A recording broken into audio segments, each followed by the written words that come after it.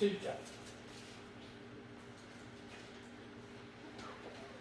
1절부터 10절까지 교독하겠습니다. 요셉이 바로에게 가서 구하여 이르되 내 아버지와 내 형들과 그들의 양과 소와 모든 소유가 가나안 땅에서 와서 고센 땅에 있나이다 하고 그의 문제는 바로에게 물으니 바로가 요셉의 형들에게 묻되 너의 생업이 무엇이냐?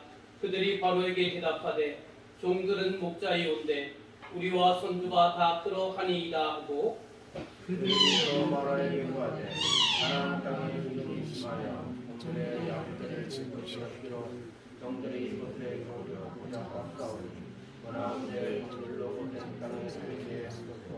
바로가 요셉에게 말하여 이르되 내 아버지와 형들이 내게 왔은즉 애굽 땅에 양들이 땅에 좋은 곳에 가져와 내 이름이 고자게 하되 그들이 고센 땅에 가져와도 그들 중에 인정 있는 자가 있거든 그들로 내 백성을 회개하게 하라. 요셉이 자기 아버지 야곱을 인도하여 바로 앞에 서게 하니 야곱이 바로에게 축복하매 바로가 너희에게 이해하여 마냐. 야곱이 바로에게 아뢰되 내 나그네 길이 세월이 130년이니이다. 내 나이가 얼마 못되니 우리 조상의 나그네 길이 연주에 미치지 못하나 험악한 세월을 보내었나이다 하고 야곱이 바로에게 축복하고 그 앞에서 나옵니다. 아멘. 우리 함께 인사 나누겠습니다. 샬롬. 주님의 이름으로 사랑합니다. 우리 바로 말씀으로 들어가도록 하겠습니다. 지난주에 우리가 이 창세기 말씀을 보았을 때 야곱과 그애가 가장 사랑하는 아들 요셉이 20년 만에 서로 회유하는 장면을 보았습니다. 그리고 이제 이 요셉이 애굽의 왕 앞에 가서 왕이시여 저희 사랑하는 부모님과 또 형님들이 또 이 애굽 땅에 왔습니다 하면서 그 형님들 중에 5명을 뽑아서 그 애굽 왕에게 아련하는 장면입니다. 그때 애굽 왕이 그 형들에게 이렇게 묻습니다.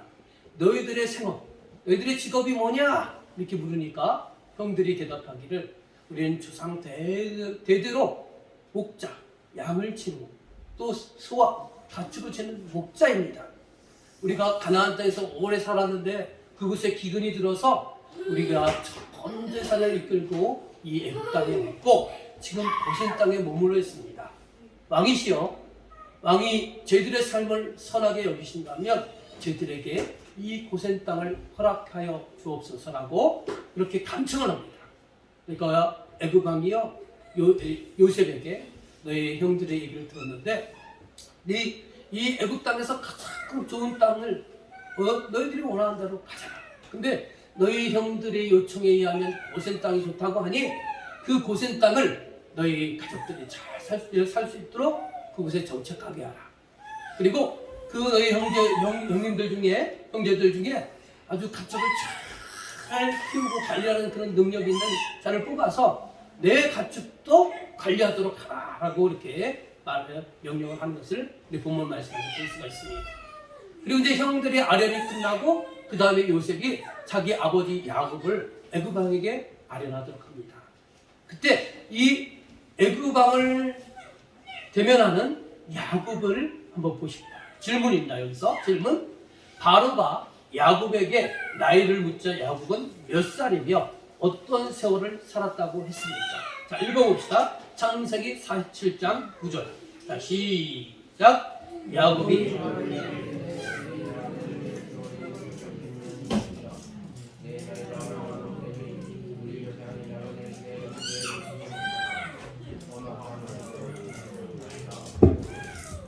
네, 야곱이 몇 살이에요? 130살이랍니다. 그리고 자기 조상들의 연한의 사역을 피하여 작은 삶을 살았는데 그 작은 삶에도 어떠한 세월을 보냈다고 표현하고 있어요? 험악한 세월을 보냈다는 거예요. 험악한 세월. 험악한 세월을 보냈다는 것은 그 인생이 평탄치 않았고 많은 고난의 연속이었다는 것을 말해주고 있잖아요. 그 말씀 속에서. 자, 그러면 우리가 여러분들의 이해를 돕기 위해서 여러분 주보를 보시면서 험악한 세월을 산 야곱의 일생을 다시 한번 살펴봅시다. 우리가 지난주에도 이미 이 대목을 다 살펴봤어요. 다시 살펴보면 야곱은요, 그가 장자권의 축복을 받고자 하는 꿈과 야망이 있었어요. 그래서 형을 속여서 장자권과 장자권의 축복까지 다 빼앗아갑니다. 그러니까 그 빼앗긴 형은 어떻게 합니까? 너무 화가 나고 또 복수심에 불타서 동생을 죽이려고 길길이 날뛰는 것입니다. 또 그 소식을 들은 야곱은 어떻게 합니까? 그 집에 더 이상 머물러 있을 수 없어서 도망갈 수밖에 없잖아요. 도망을 갔습니다. 그래서 첫날 밤 그가 머물렀던 곳이 옛 이름으로는 루스라고 말하고 새롭게 변한 그 지역의 이름을 베델이라고 하는데, 베델에서 난생 처음으로 부모님 곁을 떠나서 가정이란 따뜻한 울타리를 떠나서 홀로 그 밤을 보내는 겁니다. 여러분 상상의 나라를 한번 같이 펼쳐보세요. 정말 낯설고 물설고 또 형이 언제 쫓아와서 자기를 죽일지 모르는 그런 불안과 초조와 염려, 그리고 내가 외삼촌 나반의 집을 향해서 가고 있는데 그 앞길도 어떻게 할지 모르는 막막하고 불안하고 초조하고 염려스러운 그런 첫날 밤을 그런 베델 루스란 지역에서 보냈다는 것이죠. 그래서 여러분이 잘 알고 있는 것처럼 하나님께서 꿈속에 나타나서 은혜 주신 말씀 주신 그 약속을 붙들고 외삼촌 나반의 집으로 가게 되는 것을 볼 수가 있습니다. 그 외삼촌 나반의 집에서 20년 동안 생활했는데 그 생활할 때도 그거 평탄치가 않았어요. 우리 한국 사람들은 친척 집에 가면 이제 왠지 모르는 포근함이 있고 또 친척들이 잘해주잖아요. 야곱도 아마도 그런 생각을 갖고 외삼촌 집을 갔을 거예요. 그곳에 가서 첫눈에 반한 여인이 있었어요. 외삼촌의 딸 라헬. 그 라헬을 너무 사랑해서 그 라헬을 아내로 맞이하는 조건으로 7년 동안 일을 하는 약속을 맺었는데, 막상 결혼식의 첫날 밤을 치르고 나서 보니까 그 자기가 사랑하는 라헬이 아니고 그의 언니 레아였다는 것이죠. 이것은 뭐였느냐면 외삼촌 라반이요, 자기 야곱을 속인 거예요. 속여서 그 원치 않은 여인과 결혼하게 된 것이죠. 그리고 그래서 그것을 또 따지다 보니까 외삼촌 라반이 새로운 조건을 제시하나 봐요. 야, 그럼 네가 사랑하는 그 라헬, 네가 너에게 아내를 줄 테니까 대신 또 7년간 일을 해라. 그리고 또 이 7년 동안 열심히 일하고 또 그곳에서 여러 가지 외삼촌 라반이 그 월급을 조정하기 위해서 수없이 속였어요. 그런 세월이 20년이라는 세월을 참고 자기보다도 더 잔머리가 강한 외삼촌 라반의 모든 속임수를 감당하면서 20년의 모든 세월을 보냈다는 것입니다. 그리고 이제 고향으로 떠나려고 하는데 고향으로 자기 마음대로 못 떠나요. 왜냐하면 외삼촌 라반이 놔주질 않아. 그래서 몰래 식구들을 데리고 도망을 가요. 근데 그 소식을 들은 외삼촌이요, 그냥 가게 놔둬야 되는데 쫓아와요. 근데 하나님의 극적인 계획으로 인해서 그러한 이제 조용하게 화해가 되고 다시 고향을 향하러 갑니다. 그러면 얼마나 20년 동안 떠나있던 고향, 얼마나 그립고 얼마나 부모님이 보고 싶고 또 형제들도 보고 싶을 그런 마음도 있을 텐데, 근데 고향으로 가면 갈수록 그에게 찾아온 게 뭐였어요? 불안, 초조, 근심, 걱정이었어요. 그래서 자기의 종들의 일부를 미리 그 형님에게 보냈더니 들려오는 소식이 뭐였어요? 그 형님이 400명의 훈련된 장정들을 데리고 쫓아온다는 거예요. 그건 뭘 의미하겠습니까? 아직 형과 자기와 화해가 되지 않았는데, 근데 자기를 맞이하러 오는데 굳이 400명? 올 필요가 없잖아요. 그것은 조금만 생각 있는 사람이라면 자기에게 복수하라 형이 오는 거였어요. 근데 야곱이 그래서 야복 강가에서 정말로 죽음을 각오하는 그런 필사의 기도를 하잖아요. 그래서 하나님 기쁘게 여기셨던지 하나님은 에서의 마음을 감동시키셨는지 야곱과 에서가 정말로 극적으로 화해하고 이제 마음껏 고향 땅 가나안 땅에 갈 수가 있었어요. 이제 야곱의 일생에서는 더 이상 고난이 없을 거라 생각했어요. 그런데 야곱과 그의 가족이 세겜의 땅에서 정착해서 살고 있는데, 근데 세겜의 성주가 야곱의 딸 디나를 어떻게 해요? 요즘 표현을 하면, 자극적인 표현을 하면 성폭행을 하는 성폭행. 그러니까 야곱의 식구들이 큰일 났잖아요. 그래서 야곱의 아들 중에 시몬과 레위가요, 그들에게 교묘한 전략을 짜가지고, 이 우리 여동생을 너희에게 아내로 주는 조건으로 너희 세겜에 있는 모든 남자들은 할례를 해야 된다. 그래야 내가 우리 여동생을 보낼 수 있다. 네 아내로 줄 수 있다. 그런 협상을 맺어가지고요, 이 세겜의 성자 모든 이 세겜에 있는 성읍에 있는 남성들이 다 할례를 해요. 그 틈을 이용해서 이 야곱의 아들들이 칼을 들고 세겜에 있는 모든 남자들을 죽인 겁니다. 자, 그들을 다 죽였으니까 우리가 이제 일풍당당하게 세겜에서 살면 되잖아요. 근데 그게 아니에요.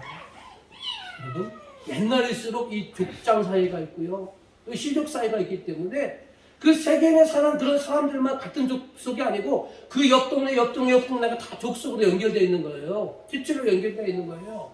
그런데 소문에 의해서 세겜에 있는 우리 족속이 저 보잘것없는 야곱의 식구들에게 다 죽임을 당했다는 소리를 들었어요. 여러분 같으면 그 소식 들었으면 어떡하겠습니까? 당장 들고 일어나서 야곱의 식구들을 죽일 수밖에 없는 그런 상황이 된 거예요. 그 야곱의 가족들은 이제 세겜에 정착해서 편안한 삶을 살고 싶었는데, 그곳에서 자기 야곱의 딸이 강간당하고, 그것을 또 어떻게 해서 복수를 해서 수습한 것으로 끝난 줄 알았더니 그 세겜의 모든 족속들이 일어나서 야곱의 가족을 죽이려고 하잖아요. 그때 하나님께서 뭐라고 말씀하십니까? 야곱에게 찾아와서 또 베델로 올라가라는 거예요. 베델로 올라갈 때 야곱이 그때 생각난 거예요.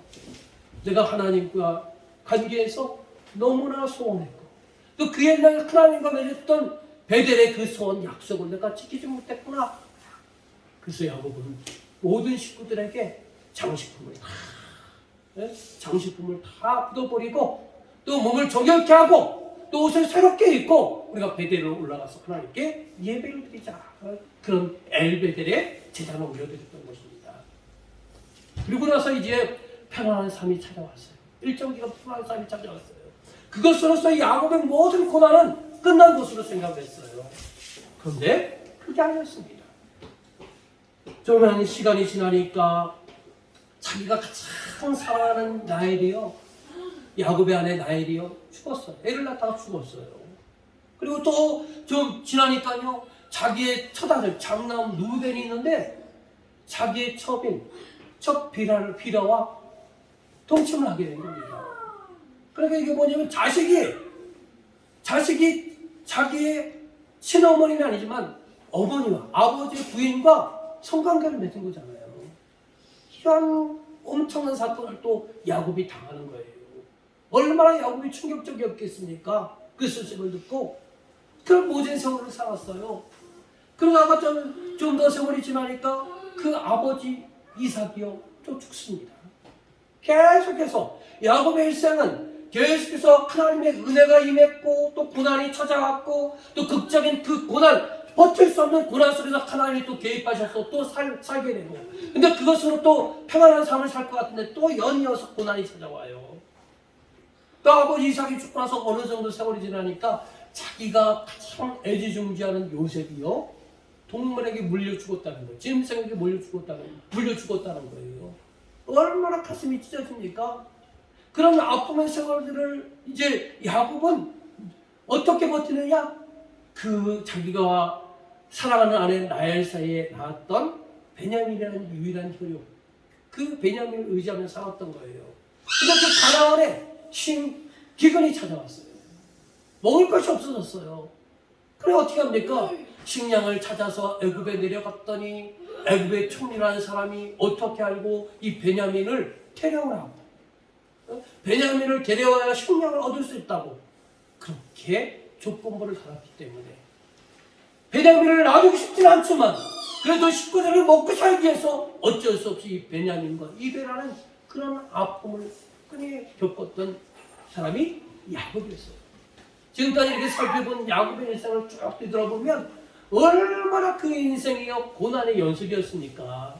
여러분, 우리 인생은 고해의 바다라고 합니다. 이 고해의 바다라는 게 뭡니까? 고통. 그 바다가 얼마나 넓고 망망대해입니까? 우리가 바다를 정말로 측량할 수 없을 정도로 엄청나게 넓잖아요. 그것처럼 인생은 고해의 바다라는 것은 우리 인생은 고난으로 점철되어 있다는 것을 표현하는 단어가 바로 인생은 고해의 바다라는 것입니다. 이 말을 우리 개인들에게 적용하면 뭐겠습니까? 우리 인생에 있어서 누구나에게 고난은 반드시 있다는 겁니다. 원치 않지만, 고난은 원치 않지만 우리에게 있고요. 그 고난이 한 번만 찾아오면 좋겠지만 그 고난이요 끊임없이 지속된다는 거예요. 야곱의 일생처럼 이 고난의 고비를 넘기면 다음에는 평안이 찾아오고 내게 행복이 찾아오고 영원한 평안이 찾아올 줄 알았는데 좀 지나니까 그보다 더 센 고난이 우리를 괴롭히는 것이 우리 인생의 삶이라는 것입니다. 그렇다면 우리는 이러한 고난을 어떻게 받아들여야 되고, 특별히 만물의 창조자이시고 인생의 생사화복을 주관하시는 하나님을 믿는 우리에게 하나님은 왜 우리 인생에게, 우리 믿는 당신의 아들딸들에게 고난을 허락하시는 걸까요?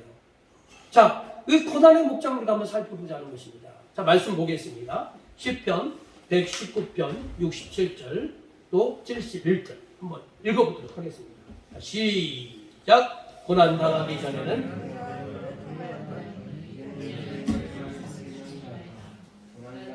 그것이 내게 유익이라. 이로 인하여 내가 주의 일을 배우게 되었나이다. 참고로 이 시편 119편은 시편 중에서 제일 긴 절이에요. 뭐 보세요. 이 절이고 이 시편 119편을 누가 썼느냐면 이스라엘의 정말로 위대한 왕이었던 다윗 왕이 쓴 것입니다.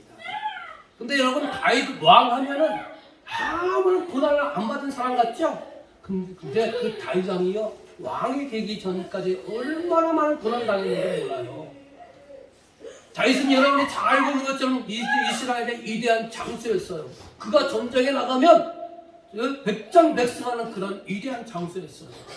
그랬더니 백성들이 그 대선장군처럼 들어오는 다윗을 보면서 이렇게 말해요. 사울이 죽인 사람은 천천이고 다윗이 죽인 사람은 만만이다. 이 말을 누가 들었냐면 이 사울 왕이 들었어요. 곰곰이 생각하니까 백성들이 이 나라의 왕인 나보다도 저 다윗을 더 사랑하고 더 좋아하고 더 인기가 많다는 거예요. 그러니까 왕인 내 입장에서 그 얘기를 들었을 때 내 속에서 찾아오는 감정이 뭘까요? 시기심이 불같이 일어난 거예요. 저 다윗만 없다면 내가 이 나라의 왕으로서 많은 백성들에게 사랑을 받을 텐데 저의 사랑을 저 다윗이 다 빼앗아간다고 큰 시기심이 불탄 거예요. 그 이후로부터 다윗은, 사울왕은 어떻게 했느냐? 다윗을 죽이려고 했어요. 그래서 창을 던져서 다윗을 죽이려고 했고, 이 다윗은 사울왕이 자기를 죽이려고 하는 그런 의도를 알고 나서는 그 왕궁을 빠져나가서 도망 생활을, 도피 생활을 하는 것입니다. 들로, 산으로, 또 저 동굴로 숨을 때마다 많은 이스라엘의 온 백성들이 한마음 한뜻대로 다윗을 죽이려고 하는 거예요. 다윗이 산으로 숨으면 그 근처에 있는 동네 사람들이 다윗이 이 산에 숨었습니다 라고 밀고 해가지고요, 사울이 군사를 보내서 다윗을 잡으려고 했어요. 그래서 가까스로 피해서 저 깊은 동굴에 숨었더니 그 근처에 있는 사람들이 또 밀고 해서 다윗이 아무개 동굴에 숨었습니다 해서 또 군사들을 동원해서 이 다윗을 죽이려고 했던 거예요. 다윗은요, 그 사울이 자기를 죽이려고 하는 그러한 많은 그 혈안 앞에서 그는 가까스로 목숨을 구했습니다. 때로는 자기 도망자 신세로서 자기의 목숨을 유지하기 위해서 제사장에게, 거룩한 제사장 앞에 거짓말을 해서요, 식량, 먹을 것을 얻었어요. 때로는 이 블레셋 땅에 도망가서 그곳에서 살고 있는데 그 블레셋 사람들이 이 다윗이 이스라엘의 유명한 장수라는 것을 알고 나서 너 이스라엘의 그 다윗 장군 아니냐? 그렇게 말하니까 이 다윗이 어떻게 했습니까? 자기의 생명을 보존하기 위해서 입가에 침을 질질 흘리면서 한마디로 정신 나간 사람, 미친놈 흉내를 내가지고 가까스로 생명을 보존받았어요. 그만큼 고난으로 점철된 인생이 누구였느냐면 다윗왕이었다는 거예요. 그 다윗왕이 쓴 이 시편의 말씀이에요. 다시 한번 볼까요? 119장 67절 이렇게 써있어요. 고난 당하기 전에는 내 삶이 평안없고 여유롭고 아무 문제 없을 때에는 내가 그릇 행하였다는 거예요. 그릇 행했다는 게 뭐냐? 내 멋대로 살았다는 거예요. 내 생각대로 살았고 내 감정대로 살았고 내 습관대로 살았고 모든 것을 주인이 나였다는 거예요. 철저히 나 중심으로 살았다는 거예요. 그런데 이제는 고난 당하고 그런 가운데서 극적으로 하나님을 만나고 하나님의 은혜를 체험하고 나서 깨달은 고백이 뭐냐면 이제는 주의 말씀을 지킨다는 거예요. 말씀을 철저하게 지킨다는 거예요. 그 다음 말씀 보니까 그래서 보니까 고난당한 것이 내게 유익이라는 거예요. 어찌 고난이 유익입니까? 고난은 우리에게서 정말로 마주하고 싶지 않은 그런 것이 고난 아니겠습니까? 아니겠습니까? 근데 고난당한 것이 유익이래요. 왜 이익이냐? 이로 인하여, 고난으로 인하여 내가 주의 율례를 배우게 되었다는 거예요. 하나님의 말씀을 내가 철저하게 지키게 되었다는 거예요. 내가 여러 가지 고난도 경험하고 하나님의 극적인 은혜도 경험해보고 거기서 깨달은 게 뭐냐면 하나님의 말씀을 지키는 것이 내 인생의 살 길이고 내 인생의 평탄의 길을 가는 비결이라는 것을 이 많은 고난을 겪었던 다윗 왕이 고백하는 내용이라는 것입니다. 여러분 우리 같이 읽어봅시다. 첫 번째는 맨 밑에 보니까 맨 밑에 빨간 것이 인생의 어려움이. 자 시작. 인생의 어려움이 없을 때는 내 고집, 내 생각, 내 방식대로 살았다는 것이다. 그러다가 고난을 경험하고 나서 깨달은 것이 주의 말씀에 순종하는 것이 진리라는 것을 깨달았다는 것이다. 그러므로 우리가 이 말씀을 통해서 깨닫는 게 뭐냐면 고난의 목적이 뭐냐는 거예요. 우리가 주의 말씀을 순종하도록 하나님께서 우리에게 고난을 주신다는 거예요. 고난이 없을 땐 내가 왕이에요. 내 방식대로 살아요. 내 습관대로 살아요. 내 감정대로 살아요. 그러다가 우리가 하나님께 징계를 받아서 많은 고난을 겪고 또 극적으로 하나님의 은혜를 체험한 자들의 고백이 뭐냐? 야, 내가 살 길은 말씀이다. 그 말씀에 잘 읽고 듣고 이해하고 또 그 말씀 앞에 순종하는 것이 내가 진정으로 살 길이라는 것을 깨달았다는 거예요. 여러분 깨달으면 두 가지 방법이 있어요. 첫 번째는 뭐냐면 고난의 경험을 통해서 우리가 깨닫게 된다는 거예요. 여러분들이 하나님의 은혜를 정말 느끼고 체험하고 싶잖아요. 그런데 이런 사람들은 하나님의 은혜를 정말 극적으로 체험하는 사람들이 많아요. 자기가 암에 걸렸어요. 그래서 그 뒤늦게라도 깨닫고 그 정말로 죽음을 왔다 갔다 하는 그런 암의 질병을 가지고 하나님께 간절히 매달려서 기도했어요. 그랬더니 하나님께서 나의 그 기도를 들어주셔서 암을 치유했단 말입니다. 그곳에서 그 사람들이 경험이 뭡니까? 그 죽음을 넘나드는 암의 체험을 통해서 깨달은 게 뭐냐? 정말로 하나님 살아계시고 하나님 내게 은혜를 주셨고 하나님 나를 사랑하시고 그러니까 내 인생에 이제 앞으로 하나님 중심으로 살겠다. 하나님의 은혜에 보답하는 마음으로 살겠다. 고백하잖아요. 그죠? 근데 여러분 암을 걸려보신 분도 간혹 계시고 또 대부분 안 걸리셨잖아요. 근데 여러분 암에 걸렸다는 이야기를 들었을 때 여러분 어떻게 합니까? 다 가슴이 무너지는 거예요. 당신 암흑의 무슨 암입니다. 그 얘기를 듣는 순간 내 인생은 무너지는 거예요. 절반. 듣는 순간 죽음의 문턱에 우리가 이르게 되는 거예요. 그것이 여러분 얼마나 고통스러운 겁니까? 얼마나 고통스럽고 얼마나 절망적인 것입니까? 그 고통과 절망을 깨닫고 나서 하나님께 나아가고 말씀에 순종하길 원하십니까? 아니면 암 안 걸리고 그냥 말씀에 우리 깨닫고 그냥 말씀에 순종하는 것이 더 편하고 좋습니까? 여러분 우리가 상식적으로 생각하면요 암 안 걸리고 말씀에 순종하여 가는 것이 더 편하고 좋은 거예요. 근데 우리는 그런 하나님의 은혜를요 너무나 우습게 여기고 극적인 체험과 경험을 얻으려고 그렇게 자꾸 바라고 원하는 것들이 우리 마음속에 있다는 거예요. 여러분 중병에 걸리는 게 좋습니까? 그 중병에 걸려가지고 늘 죽음의 문턱에 있을 때 여러분 그것이 좋습니까? 아니잖아요. 여러분 어떤 자동차에 큰 사고가 나거나 원치 않는 사고가 나거나 또 그동안 모았던 재산을 투자를 잘못했거나 또 사람들 친구의 배신을 해서 재산이 손실되고 나서 하나님께 돌아오는 것이 좋습니까? 아니잖아요. 이런 경험 안 하고 하나님 잘 믿고 말씀 순종하는 것이 더 좋잖아요. 그죠? 근데 우리는요 자꾸 이런 극적인 경험을 얻기를 원한다니까요. 이게 얼마나 어리석은 것입니까? 또 희한한 경험도 있어요. 제가 아는 저 고향교회 그 장로님은요 예전에 믿음이 없으셨을 때 아내는 열심히 교회를 다녔어요. 근데 자기는 아직 뜨뜻미지근했어요. 그래서 낚시를 좋아했어요. 주일날 낚시를 갔어요. 낚시를 가서 고기를 간잡히다가 이렇게 기도했대요. 하나님 이번에 이 낚시를 해서 큰 고기 잡히면 내가 그때부터 교회 잘 나가겠습니다. 해가지고 낚시를 했는데 진짜 큰 고기가 잡혔대요. 그리고 나서 이제 그때부터 열심히 신앙생활을 해가지고 장로님이 되셨어요. 이런 희한한 경험도 있지, 체험도 있죠. 근데 이런 체험도 좋잖아요. 근데 반대로 사고가 났거나 중병에 걸렸거나 암에 걸렸거나 얼마나 고통스럽고 절망스럽습니까? 그죠? 우리는 이런 미련하게도 이런 자극적이고 고통스러운 것을 경험하고 나서 하나님을 체험하기를 원하고 하나님을 믿기를 원하고 하나님 말씀에 순종하기를 원한다는 거예요. 얼마나 많은 손실이 있다는지 몰라요.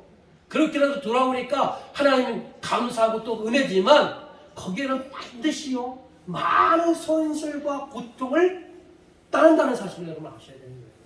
제가 또 예전에 간증했잖아요. 저도 신학교 입학 동기들하고 지금 한 10년간의 갭이 있어요. 10년간의 차이가 있어요. 저 10년 동안 사회생활하고 우리 동기들은 꾸준히 목회를 했어요. 그랬더니 그 10년의 차이가요 목회의 연륜에 있어서 엄청난 차이가 나더라고요. 그만큼 손실이 따르는 거예요. 자, 여러분 여기 한번 같이 읽어봅시다. 왜 야곱이 130년 동안 나그네 삶을 살았습니까? 같이 읽어봅시다. 자기 고집이 시작. 자기 고집이 너무 세기 때문이다. 자기 고집을 내려놓고 하나님이 원하시는 것을 시작하면 쉬운데 그것을 못 내려놓으니까 400명의 군대를 동원하고 딸의 강간을 당하고 요셉이 팔려가는 것이다. 애 잡지 말고 배우자 잡지 말고 자신을 내려놓는 거예요. 이 파란색 글씨는 우리에게 지금 적용하고 있는 거예요. 여러분도요 자꾸 애를 그냥 못 살게 굴고 또 배우자 못 살게 굴고 그렇게 하지 말고요 모든 문제를 자기 자신에서 찾아야 되는 거예요. 근데 우리는 그런 게 자연스럽지가 못해요. 항상 남의 탓을 배우자가 시원찮아서 배우자가 도와주지 않아서 자식들이 말을 듣지 않아서 모든 게 남 탓이에요. 남 탓. 내 탓이. 하나님께서 왜 고난을 배려하시느냐? 너 그 길 잘못됐다는 거예요. 너 그 생각 잘못됐다는 거예요. 너 그 고집 잘못됐다는 거예요. 하나님 고난을 통해서 그거 내려놓으라는 거예요. 네가 살아왔던 방식 잘못됐다는 것을 알려주는 거예요. 그럼 우리가 어떻게 순탄하게 가는 길이 뭐냐? 순탄하게. 이런 병에도 안 걸리고 암에도 안 걸리고 사고도 안 나고 또 재산적인 손실도 안 당하고 순탄하게 가는 길이 뭐냐면요. 말씀이에요. 말씀. 그래서 우리가 두 번째 깨닫는 방법은 우리가 말씀을 읽고 듣고 때로는 공부하고 또 깨달음이 있어서 다른 사람한테 그 말씀을 가르칠 때 우리는 뭘 깨달느냐. 그 말씀 속에서 하나님의 원리, 하나님의 원칙, 하나님의 기준, 하나님의 뜻을 깨닫게 되는 것입니다. 여러분, 만물에 여러분은 누구를 믿느냐면 하나님을 믿어요. 그죠?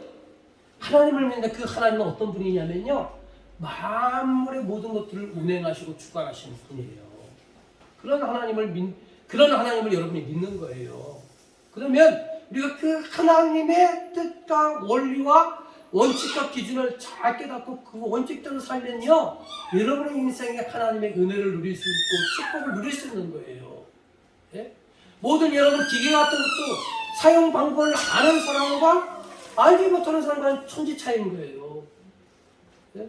지금 저 핸드폰에 지금 촬영하고 있지만 요즘 최신 기계 뭐 S23 요새 판매하잖아요. 그걸 샀다고 해봅시다. 선물 받았다고 해봅시다. 근데 이걸 활용할 줄 몰라요. 전원 켤 줄도 몰라. 예? 그래 우리 켜져라 말하는데 안 켜져. 그 어쩌다 이게 버튼 누르면 켜지겠죠. 하여튼 근데 그렇게 해서 고생해서 그 핸드폰을 쓰는 것과 사전에 충분히 사용 설명서를 읽고 또 숙지하고 그 핸드폰을 사용하는 것과 어떤 게 쉽습니까? 예? 어떤 게 쉬워요? 사전에 내용을 다 숙지하고 그 핸드폰을 사용하는 게 편하잖아요. 쉽잖아요. 예전에 어떤 드라마에도 보니까 가부장적인 그 아버지가 은퇴하고 나서 집에서 아내와 싸워가지고 아내가 집을 나갔어요. 그래서 밥을 해야 되는데 밥솥에서 밥을 해야 되는데 밥솥 뚜껑을 열 줄 몰라요. 여러분 밥솥 뚜껑 어떻게 열어요? 거기는 가운데 버튼 누르면 딱 열리잖아요. 그 방법을 모르니까 이거 막 돌렸다가 막 아래로 흔들었다가 못하잖아요. 그죠? 우리 인생도 똑같은 거예요. 여러분 이 말씀이 여러분 하나님을 믿는 것이 왜 중요하냐면 여러분 인생에 하나님의 은혜를 누리고 복을 누리고 여러분의 삶이 형통하느냐 그렇지 못하느냐는 하나님을 내가 얼마나 잘 알고 믿고 말씀에 순종하고 사느냐에 따라서 내 인생이 달라진다는 거예요. 그러니까 여러분 주일날 한번 교회 오는 것이 그냥 취미생활 오는 게 아니에요. 여러분 인생을 좌우하는 아주 귀중한 시간인 거예요. 그러면 여러분 그런데 귀중한 시간인데 그 중에 참 귀한 것이 뭐냐? 하나님 말씀을요 우리가 잘 읽고 듣고 생각하고 또 공부하고 그래서 깨우치고 그 말씀대로 순종하는 길이 바로 우리가 형통하는 길이고 우리가 은혜 받는 길이고 하나님께서 우리의 삶을 때를 따라 충분한 은혜를 부으시는 그런 길임을 여러분 믿으시길 바랍니다. 네? 여러분 그 말씀 하나님의 우리가 창세기 말씀 배웠잖아요. 하나님의 이름은 뭡니까? 우리가 이 땅에서 생육번성 충만해서 나도 하나님께 은혜를 누리며 하나님께 영광 돌리고 나를 통해서 이웃사람이 또 자연 만물이 함께 혜택을 누리고 기쁨을 누리고 하나님께 영광 돌리기 위해서 하나님께서 만물을 창조하셨고 그 만물을 창조한 것을 인간에 맡기셨다는 거예요. 그런데 타락 이후에는 어떻게 됐습니까? 인간이 욕심 때문에 타락한 이후에 하나님 어떡합니까? 많은 사람들이 있지만 그 사람들 다 택한 것이 아니에요. 먼저 우리를 택하신 거예요. 여러분들이 예수 그리스도를 믿게 하셔서 택하셨고요. 여러분들이 믿음이 성장하고 성숙하기를 원하시는 거예요. 여러분 믿음이 성장 성숙하려면 어떻게 그러냐? 말씀, 하나님의 말씀을요 잘 읽고 생각하고 제대로 깨닫고 이해하고 순종해야 되는 거예요. 그럴 때 여러분 믿음이 성장하는 거예요. 그리고 성숙해서 뭘 하길 원하시느냐? 여러분들이 구속사를 쓰길 원하셔요. 이 땅에 무너지는 하나님 나라를 여러분이 성장한 여러분들을 통해서 이 땅에 하나님 나라를 세우시기를 원하시는 것이 하나님의 마음이고 하나님의 뜻이라는 거예요. 그렇기 때문에 우리가 이 땅에서 잡아야 할 원칙이 있다면 뭐냐면 교회를 오래 다녀서 교회의 전통을 우리가 붙잡는 것이 아니고 하나님의 말씀을 붙잡고 깨닫고 이해하고 순종해야 된다는 거예요. 그러므로 여러분 우리 모두는요 연세가 많으시든 나이가 적든 나이에 상관없이 우리가 꾸준히 말씀을 공부하셔야 됩니다. 공부라니까 좀 어색하지만 말씀을 끊임없이 대하고 생각하고 묵상하는 거예요. 왜? 그 말씀이 나를 살리는 길이에요. 그렇지 않으면 또 다른 깨달은 방법이 있는데 뭐냐면 철저히 고통당하는 거예요. 이 고난 겪고 나서 평안한 삶을 살 것 같은데 내가 순종하지 않고 내 멋대로 살고 내 고집 피우니까 또다시 하나님이 또 고난을 주는 거예요. 우리는 그 고난 안 당하고 쉽게 갈 수 있는 방법이 있다는 거예요. 그 방법이 뭐냐? 말씀. 하나님의 말씀을 내가 읽고 듣고 생각하고 공부하고 깨달아서 순종할 때 우리의 인생이 쉽게 갈 수 있다는 거예요. 그러니까 여러분들이 말씀을 더 가까이 해야 되는 겁니다. 여러분 말씀을 내가 읽고 듣고 깨달을 때 내게 유익이 되고요. 더 유익이 되는 건 뭐냐? 내가 깨달은 말씀을 다른 사람한테 가르칠 때 우리 내 자신이 이익이 된다는 거예요. 왜냐하면 우리가 말씀을 깨닫다 보면요 그것은 은혜가 와요. 기쁨이 와요. 또 하나님께서 내가 감당지 못하는 성령에 부어주시는 귀한 능력을 감자를 우리에게 부어주셔서 내 가슴이 뜨거워져요. 여러분들이 그렇게 고백하잖아요. 신앙생활 오래 하신 분들은 그런 간절한 첫 신앙의 그 뜨거움을 간절히 고백하잖아요. 하나님, 내가 그 교회에 처음 다녔을 때 은혜 받아가지고 불같았던 그 마음, 그 뜨거웠던 마음, 하나님 다시 회복하길 원합니다. 그런 마음 갖잖아요. 그렇죠? 여러분, 그 뜨거운 마음이 어느 때 찾아오느냐? 말씀을 잘 읽고 듣고 깨달을 때, 공부하고 내가 또 가르칠 때 깨달을 때 내게 그런 뜨거운 마음이 그 은혜를 가지고 우리가 살게 되면요, 우리의 가슴이 뛰고, 또 우리가 그렇게 성전에서 일할 때 하나님은 우리에게 더 부어주시는 은사를 주셔서 나이가 감당할 수 없는 더 많은 일을 감당할 수 있도록 하신다는 거예요. 그러니까 어차피 우리는 이 말씀을 우리가 말씀이 이끄는 대로, 예? 하나님 말씀이 하나님 원칙의 기준이라면 어차피 그것대로 따라가는 것이 좋은 거예요. 미련한 사람은 안 따르고요. 자기 고집, 자기 생각, 자기 생활 방식, 예? 자기 감정, 그거대로 살다 보니까 하나님께 얻어 터지는 거예요. 고난 당하는 거예요. 그러니까 그렇게 할 이유 하나도 없어요. 여기에 표현하셨잖아요. 여러분, 하나님과 맞짱 떠서 이길 사람 누가 있어요? 예? 여러분, 하나님과 싸워서 이길 자신이 있습니까? 하나님과 맞짱 떠서 싸워서 이길 사람 아무도 없어요. 예? 그러니까 우리가 뭐냐? 그 하나님, 만물의 주관자이시고 내 인생의 주관자이시고 내 가정의 주관자이시고 그 하나님 앞에서 그 말씀 앞에 철저히 순종하는 것이 우리 인생의 유익이 되는 길이라는 겁니다. 그래서 그 파란만장했던 다윗이 깨달은 게 뭡니까? 많은 고난을 통해서 깨달은 게 뭐냐?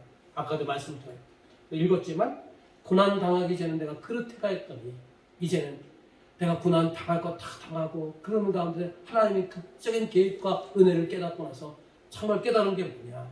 주의 말씀을 지키는 것이 내 인생이 형통하는 길이고 주의 말씀을 지키는 것이 내가 정말 은혜 받는 길이라는 것을 깨달았다는 거예요. 그래서 고난이 그런 면에서 따졌을 때 고난이 내게 유익이라는 거예요. 그 고난 때문에 내가 말씀을 지킬 수 있었다는 거예요. 야곱도 마찬가지라는 거예요. 야곱도 왜 하나님께서 그 기나긴 끊임없는 고난의 연속의 그 인생을 살게 했느냐? 그의 정말로 해결될 수 없는 그 잔머리, 예? 그 잔머리를 하나님께서 다루시기 위해서 많은 고난을 주셨다는 거예요. 자, 다음 질문 봅시다. 다음 질문. 야곱이 바로에게 한 행동은 뭡니까? 이제 야곱이요. 이제 요셉이 자기 아버지 야곱을 데리고 바로 앞에 갑니다.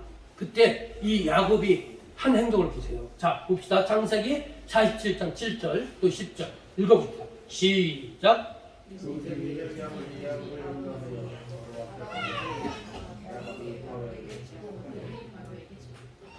예. 다 했어요? 자, 누가 누구에게 축복했어요? 야곱이 바로에게 축복했다. 여러분, 상식적으로 이게 맞는 겁니까? 대체적으로 축복하는 건요, 권세가 높은 사람이 낮은 사람에게 축복하는 거예요. 가진 자가 없는 자에게 축복하는 거예요. 그게 나갔잖아요. 근데 지금 어떻습니까? 권세로 따지자면 애굽왕이 그 권세가 많습니까?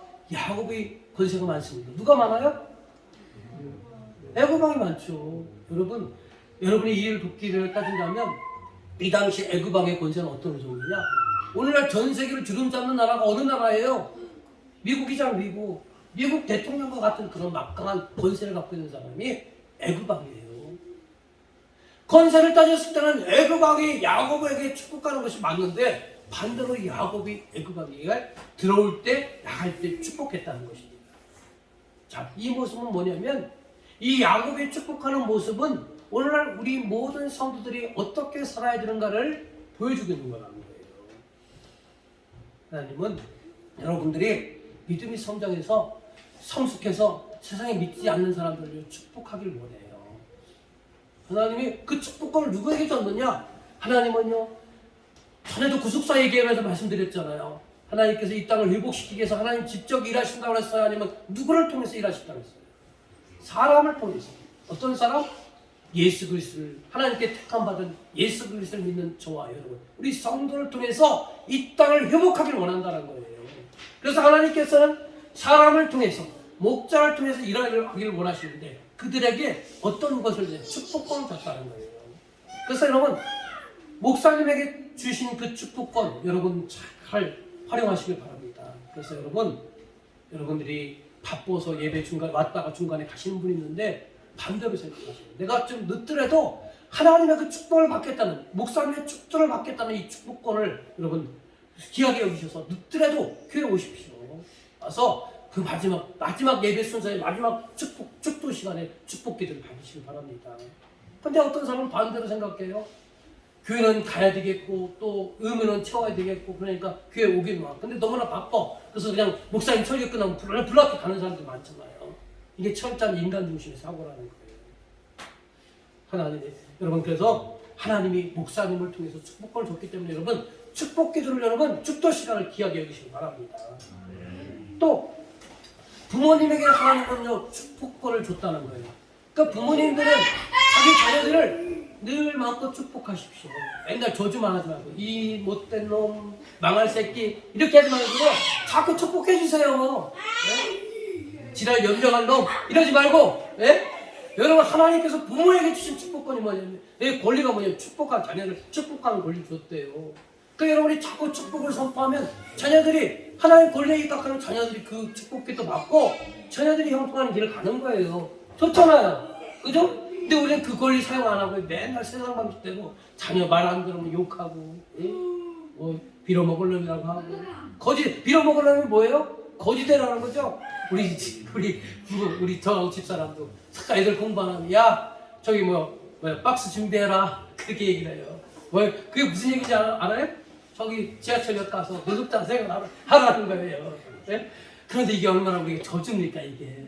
우리 바꿔야 돼요. 네? 바꿔야 돼요. 그 하나님께서 주신 부모의 축복권을요 그걸 가지고 마음껏 축복해 주시길 바랍니다. 또 여러분 믿지 않는 자에게 있어서 믿지 않는 사람에게 있어서 목자는 누구냐면요 여러분 성도예요. 여러분에게도 믿지 않는 사람에게 믿지 않는 사람을 향하여 축복권을 준 것이 뭐냐면 하나님이 여러분에게 축복권을 줬다는 거예요. 그러니까 믿지 않는 사람들에게 여러분 마음껏 축복해 주시길 바랍니다.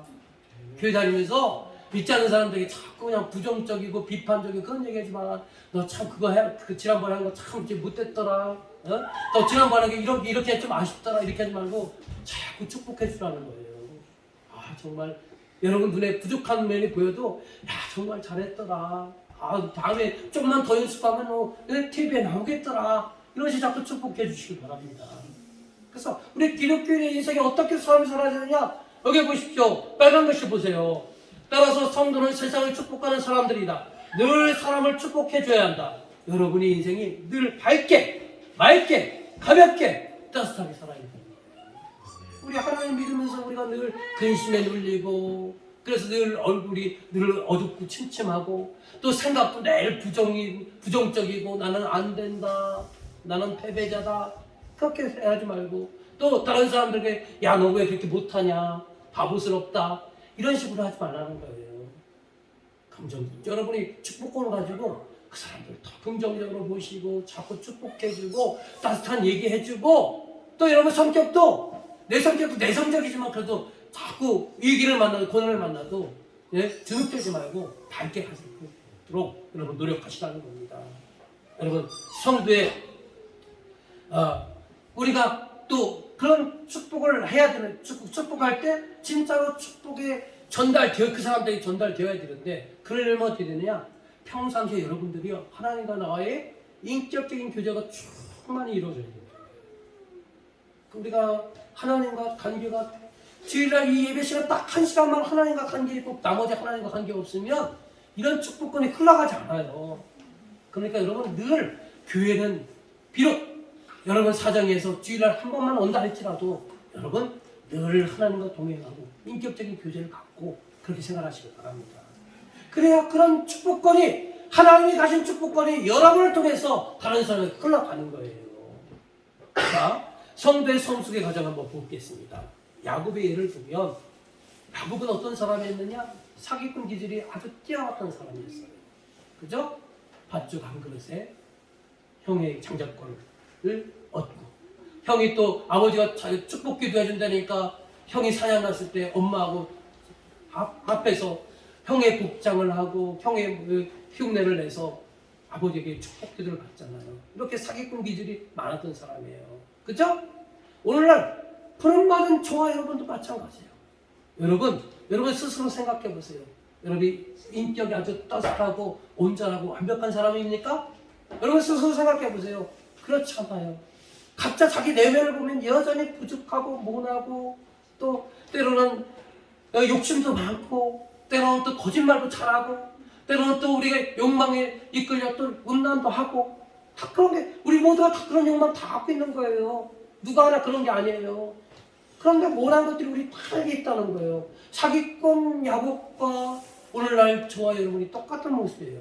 우리 신앙의 출발은 다 똑같아요. 그렇게 모나고 잘못되고 삐뚤어졌어요. 그럼에도 불구하고 하나님이 우리를 택하셨고 야곱을 택하셨어요.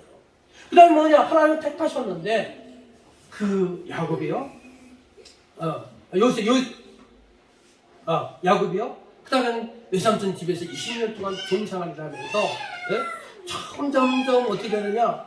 점점점 여러 가지 하나님의 다루심 속에서 우리가 점점점 변해가는 거예요. 전에는 사기꾼이었고 자기 머리를 믿었고 근데 여러 가지 고난을 만나고 나서 야 내 머리도 안 되고 내 간사한 혀도 안 되고 내 전략으로도 안 되고 그러니까 어떻게 합니까? 그 고난을 만나면서 점점점 하나님을 조금씩 찾게 되는 거예요. 그리고 자기의 잔머리 내려놓게 되는 거예요. 그러니까 야곱의 그 종살이 고난은 종살이는요 우리 인생에서 적용해 보면 우리가 모나고 부족하고 잘못된 것 투성이지만 그럼에도 불구하고 우리를 택하셨고요. 하나님은 가장 고난과 다루심을 통해서 우리를 만들어 가신다는 거예요. 야곱을 만들어 가시듯 우리 또한 그렇게 만들어 가신다는 거예요. 야곱은 야곱 강가에서 또 때로는 종살이를 통해서 형의 400명의 군대를 통해서 자기 딸이 강간당하는 사건을 통해서 그런 많은 고난을 겪으면서 자기의 그 잔머리들이 자기가 겪었던 모든 죄들이 하나 둘 내려놓도록 하나님 이렇게 다루신다는 거예요. 마찬가지로 오늘 우리들의 삶 속에서도 우리가 말씀에 순종하지 않고 내 고집, 내 생각, 내 방식대로 살다 보면 끊임없이 하나님께서는 나를 택하셨고 나를 통해서 하나님 나라를 위해서 일해야 하기 때문에 하나님의 일꾼이기 때문에 나를 포기하지 아니하시고 나를 다루실 수밖에 없는 거예요. 나에게 고난 주실 수밖에 없는 거예요. 예? 그런 고난을 다루심이 있고요. 야곱이 그 인생에 180도로 바뀌는 전환점이 있다면 바로 엘베델의 제단에서, 그죠? 엘베델의 제단에서 그 인생이 확 바뀌잖아요. 믿음이 확 성장해 가잖아요. 이렇게 점점점 변화되고 거룩해지는 하나님의 다루심이 역사가 있었다는 거예요. 오늘 저와 여러분의 삶 속에도 마찬가지예요. 우리들도 거칠고 모나고 여러 가지 부족하고 정말 내 내면을 들어보면 부족한 것 투성이지만 그래도 하나님의 은혜로 나를 택하셨고 아들, 딸 삼아주셨고 또 아들, 딸 삼아주셨고 내가 교회는 다니지만 여전히 부족하지만 하나님이 끊임없이 우리를 다루시고 변화시켜주시고 우리를 성숙하도록 성자가 되도록 그렇게 만들어 가신다는 거예요. 믿으십니까? 네. 그러니까 여러분 하나님 그 역사를 빨리 깨닫고요. 점점점 나를 내려놓고 하나님 붙드셔야 되는 거예요. 말씀 붙드셔야 되는 거예요. 그래서 우리가 정말 성숙한다면 어떻게 되느냐? 야곱이 지금 어떻게 합니까? 애굽왕에 가 권세롭은 애굽왕에 가서 전혀 주눅들지 알고 그걸 처음 대면했을 때 애굽왕을 해서 축복했고 나올 때도 애굽왕을 해서 축복 기도했잖아요. 그죠? 역수처럼 선지자 축복하는 사람으로 성숙했다는 것이죠. 네? 우리도 마찬가지예요. 우리도 여러분 많이 부족한 가운데서 출발했지만 하나님의 다루신 가운데 우리가 점점 변화되고 성장하고 성숙해져 가야 되는 거예요. 어느 단계까지 여러분들이 다른 사람들을 섬기고 다른 사람들을 축복하고 다른 사람들을 도와주고 다른 사람들을 세워서 그들을 또 하나님의 품으로 인도하는 그런 믿음의 성숙자가 될 때까지 우리가 끊임없이 성장해 가야 되는 거예요. 변화되어 가야 하는 거예요. 성화되어 가야 하는 거예요. 그러니까 여러분 그런 과정 속에 있음을 여러분 믿으시고 아직도 부족하지만 철저히 하나님 붙드시고 은혜로 여러분 살아가시길 바랍니다. 자, 여기 빨간 글씨 읽어봅시다. 우리가 출발할 때는 자 시작. 우리가 출발할 때는 사기꾼으로 출발을 해도 떠날 때는 축복하는 사람으로 떠난다. 내 다음 세대를